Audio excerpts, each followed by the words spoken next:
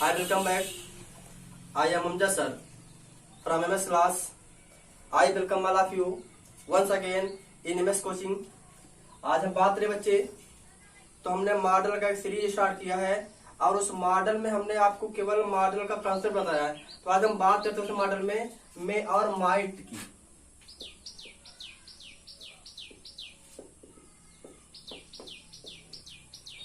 May and might आपने पढ़ा होगा इससे पहले कि मे का यूज क्या होता है, माइट का, लेकिन आज हम बताएंगे हम किस कंडीशन में मे और माइट को यूज करते हैं, ठीक ना। तो ये सबसे पहले बात करते हैं मे क्या है और माइट क्या है। कुछ लोग कहना होता है कि सर जो मे है ये माइट जो है मे का पास्ट है। तो हम बता दें आपको, जो मेरा माइट है बेटा, ये माइट केवल डायरेक्ट और में होता है माइट, बट जो माइट है मे का पास्ट नहीं। ये कंसेप्ट गलत है। और जब बात आते हैं मे की, तो चलिए हम मे में सबसे पहले लेते हैं कि हमारा मे का यूज होता कहाँ कहाँ है। तो बेटा सबसे पहले तुम मे कुछ कर दो परमिशन में, कहा कर दो, परमिशन में कर दो। उसके बाद मे कुछ कर दो पॉसिबिलिटी में कर दो, कहा कर दो, पॉसिबिलिटी में। और ध्यान रहे पॉसिबिलिटी कितनी हो, 50%, कितनी हो, 50%। और कर दो इसका यूज पर्पज में कर दो, अर्थात उद्देश्य। यानी मेरा मे का नाम मे का यूज होगा परमिशन में, पॉसिबिलिटी में और पर्पज में। इतना उतार लिया आप लोग। चलिए बात करते हैं कि इन तीनों का हम किस तरह से स्ट्रक्चर निकालते हैं, या हमारा परमिशन, पॉसिबिलिटी और पर्पज का स्ट्रक्चर क्या होता है। क्योंकि हमको किसी भी सेंटेंस को सॉल्व करने के लिए हमको स्ट्रक्चर चाहिए। तो हम सबसे पहले बात है बेटा मे की। तो मे में मेरा पहला पॉइंट बेटा परमिशन। क्या है, परमिशन है बेटा।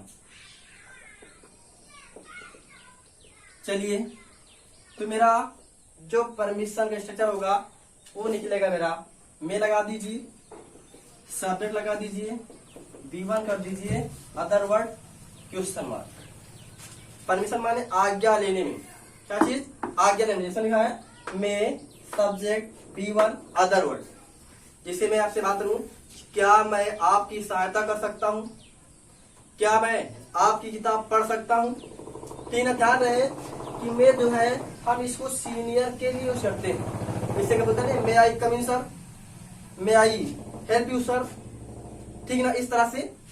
तो मेरा क्या है, मे सब्जेक्ट B1 अदर वर्ड। चलिए लेते हैं, जैसे लिखते हैं कि मे I come in sir, may I come in sir. ये क्या है, ये हमारा सीनियरिटी, इसे बोलते हैं फॉर्मल। क्या बोलते हैं, फॉर्मल। ध्यान रहे फॉर्मल क्या है, हमेशा हम मे का यूज अपने सीनियर के लिए करते हैं। यहाँ पर आप गलती से कभी कैन मत लगाना। कैन जो होता है ये फ्रेंड के लिए लगता है या कोई नॉन पर्सन उसी लिए, ठीक ना। ऐसे देखो, इसे हम करते हैं may I talk with you, may I talk with you, क्या मैं आपके साथ बात कर सकता हूँ। मे आई हेल्प यू, क्या मैं आपकी सहायता कर सकता हूँ। May I read your book, may I read your book, may I take your book, इस तरह से। यानी जब मेरा परमिशन है बेटा और वहां पर पीछे सीनियर पर्सन है, तो वहां पर आप उससे आगे लेने क्या लगाएंगे, मे लगाएंगे। तो बेटा मेरा मे क्या हुआ, ये मे का मेरा पहला स्ट्रक्चर हुआ। इस स्ट्रक्चर को आप ध्यान दीजिएगा, ठीक है ना। तो मेरा हुआ फर्स्ट कंसेप्ट। आइए अब मेरा जो मे का सेकंड है, उस सेकंड मेरा पॉसिबिलिटी। क्या है बेटा, पॉसिबिलिटी है। तो पॉसिबिलिटी कितना होगा, 50%। आज हम बात करते हैं पॉसिबिलिटी पर। चलिए हम करते हैं पॉसिबिलिटी पर। पॉसिबिलिटी 50%, यानी कोई संभावना हो और 50% हो, यानी 50% हो, ठीक ना। जैसे हम कहें आज वर्षा हो सकती है, ये संभावना है ना। क्या है, आज वर्षा हो सकती है, आज वो आ सकता है, या आज मेरा मित्र आ सकता है, आज मैं तुम्हारे यहाँ आ सकता हूं।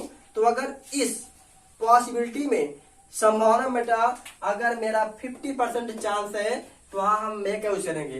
अब हमको चाहिए स्ट्रक्चर बेटा, तो क्या होगा, सब्जेक्ट लगाइए, मे लगा दीजिए, B1 कर दीजिए और अदर वर्ड कर दीजिए, ठीक ना।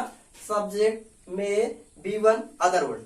आगे बात करते हैं हमने क्या कहा 50%। जैसे हमने कहा आज वर्षा हो सकती है या आज वर्षा होने की संभावना है, तो अगर 50% था तो हम मे लगाएंगे। हम तो होगा it may rain today, it may rain today, it may rain today. और लिख दो सी मे कम हेयर टूडे, वो आज आ सकती है। इस तरह से अगर संभावना में 50% है तो हम मे लगाएंगे। क्या लगेंगे? मे। क्या नहीं लगे, ठीक है ना। तो मेरा हुआ मे का सेकंड कंसेप्ट। तो आप इस तरह से मे के मैं आपको जितना भी स्ट्रक्चर दे रहा हूँ, सब पर आप 2, 4, 6, 8, 10, 15 आपको जितना सेंटेंस आएगा आप उस सेंटेंस को लिखिएगा, सॉल्व करिएगा और कमेंट में जा करके वहां पर लिखिएगा कि आपको कितना समझ में आया, ठीक है ना। तो आप जब कमेंट करेंगे तो हम आपके कमेंट में बड़ी बात देख, ठीक है ना। आज देखते हैं आप आगे कि मेरा जो मी का थर्ड कंसेप्ट है क्या है, थर्ड कंसेप्ट। तो मेरा थर्ड कंसेप्ट बेटा है पर्पज के लिए। किसके लिए है? पर्पज के लिए। पर्पज माने उद्देश्य। क्या?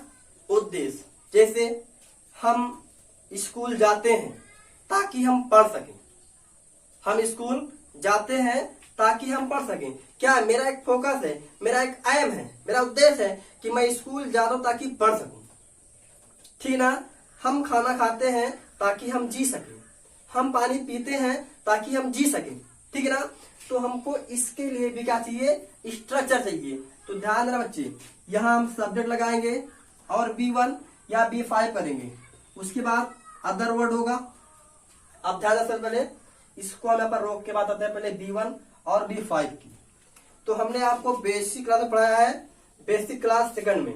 तो आप वहां जाए देखें वहां पर कि B1 और B5 का मतलब क्या होता है। B1 क्या है? सिंगुलर का नाम प्लूरल है, अर्थात अगर मेरा कर्ता बहुवचन है तो B1 लगाएंगे, अगर मेरा कर्ता एक वचन है तो B5 लगाएंगे, ठीक है ना। अब आ जाइए, सब्जेक्ट है B1 या B5 अदर वर्ड। अब हमने कहा पर्पज के लिए यहाँ पर क्या हम सो दैट लगा देंगे। क्या लगाएंगे? So that. इसका मतलब ताकि होता है। क्या होता है? ताकि, ठीक है ना। यहां पर हम इन ऑर्डर दैट भी लगा सकते हैं। क्या?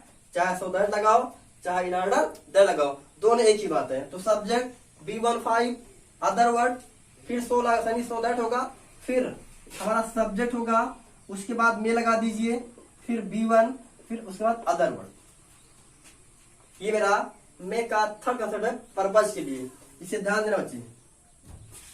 यहां पर मेरे 2 वाक्य होंगे। क्या होंगे? 2 वाक्य। और 2 वाक्य कैसे सॉल्व करते हैं उसे बताएंगे आपको हम उसमें कंडीशनल में, ठीक है ना।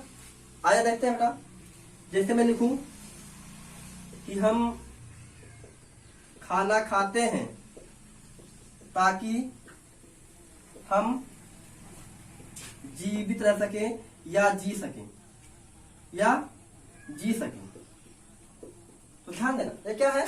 उद्देश्य है, पर्पज है। हम स्कूल जाते हैं ताकि पढ़ सकें, मैं अभी सहायता करता हूं ताकि आपको परेशानी ना हो, अर्थात उद्देश्य बेटा।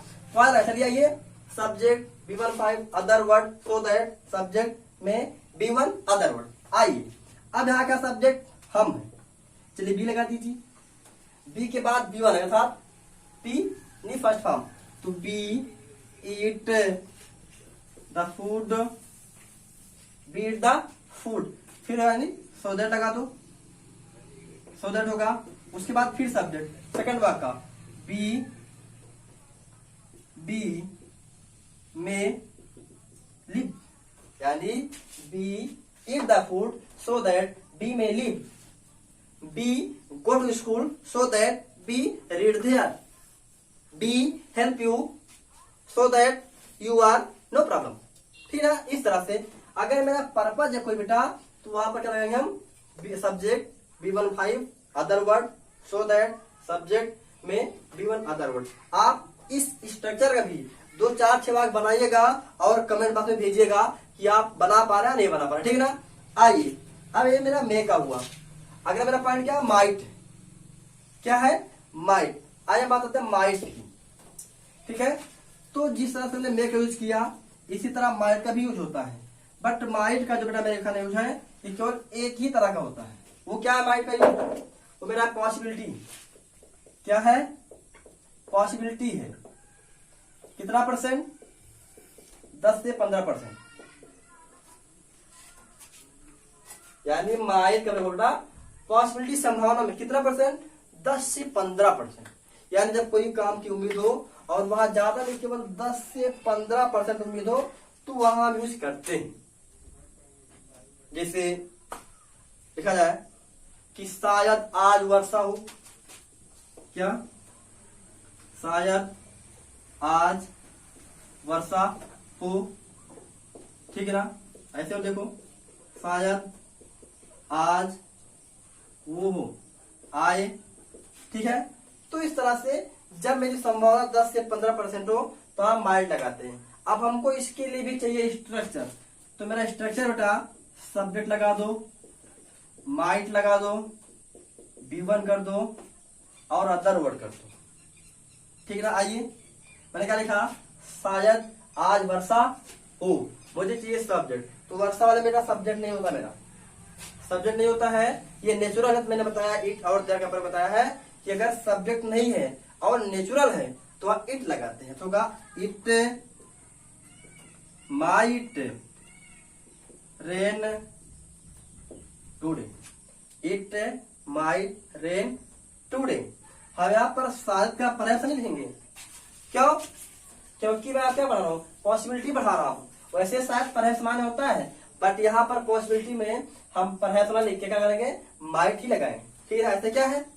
शायद आज वो आए, यानी सी माइट कम टुडे, ठीक है ना। माइट का यूज हुआ, तो इस तरह से हम मे और माइट का यूज करते हैं, ठीक है ना। अब आपको मैंने इसमें दिया 4 स्ट्रक्चर। आप चारों स्ट्रक्चर पर कम से कम 10 वाक्य 15 वाक्य बनाइएगा, और आपको जो दिक्कत आती है या आपको कितना समझ में आया आप कमेंट कीजिएगा, ठीक है ना।